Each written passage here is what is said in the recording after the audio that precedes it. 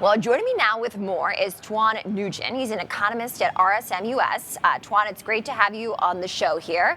And I think as I look at these numbers, our viewers might be wondering, well, why are markets down if the economy continues to show signals of strength? What can you tell us? There's no doubt that this is a very good and constructive PC inflation report that both the market and the Fed can be happy about. When you look at the overall number and then the core metric, they all came in below the Fed's long-term target of 2%. And even more important than that, if you look into the details, some of the key components like shelters, car insurance, and financial services did show major improvement in November, the one that we saw from the CPI and the PPI report earlier this month. But the bigger question is that is it enough to offset the negative sentiment of the market at the moment about the Federal Reserve and rate cuts in 25 or not, when we have seen major drop from the equity market and the bond market since Wednesday? I don't think so. I think today's good inflation report has been already priced in the market, and the market and the Federal Reserve have already looked past today's report and more into the future, more into about how the Federal Reserve will react when it comes to rate cuts in 25. And this is really evident when, if you can notice from the Federal Reserve Chairman Jerome Powell presser on Wednesday, that he expected today's report to be a good report, but that didn't stop him from being hawkish. And that didn't stop the Federal Reserve in general from being hawkish when it comes to rate cuts in 25. I'm interested to hear your take on this element, Tuan, which is where inflation goes from here. Even though the Fed's projection does expect it to fall fractionally by several percentage points in the new year, it is still above the Fed's long-term 2% target. What is going to keep that metric sticky? I think the last mile of inflation is going to be sticky in 25 because first of all, when you look at inflation tends to increase in the first quarter of the year because of the seasonal factors.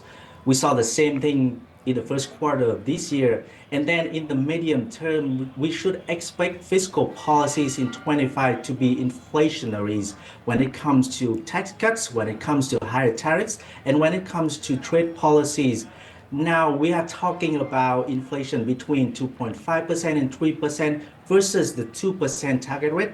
We are not talking about 8% or 9%, the one that we saw in 2022 or 23. So that's last percentage point we think is not going to be majorly influenced by the short-term monetary policies or fiscal policies, but they will be affected by the long-term structural changes within the economy.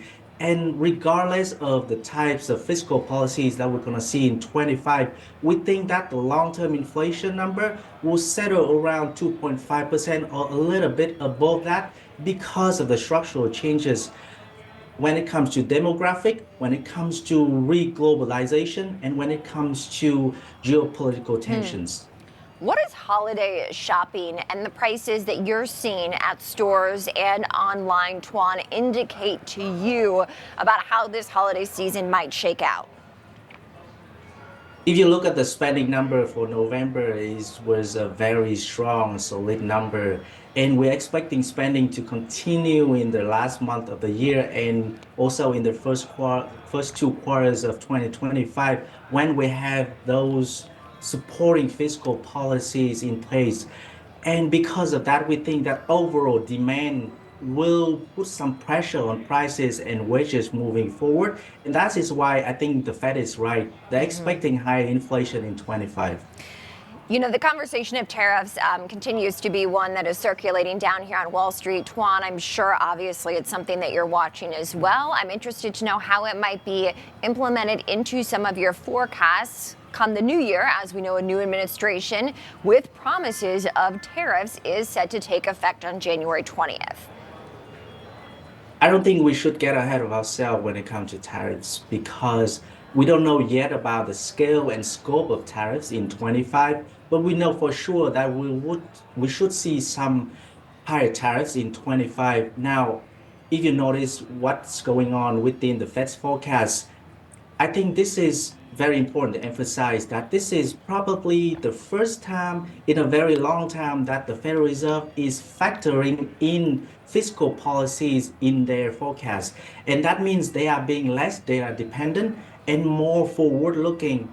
What I mean by that is when the Federal Reserve factor in the fiscal policies in 2025, they are actually factoring in forward-looking factors. And because of that, obviously, we have been quite critical of the Federal Reserve in the past year or so of being too data dependent. And because of that, this is quite a good sign when the Federal Reserve is thinking ahead of time.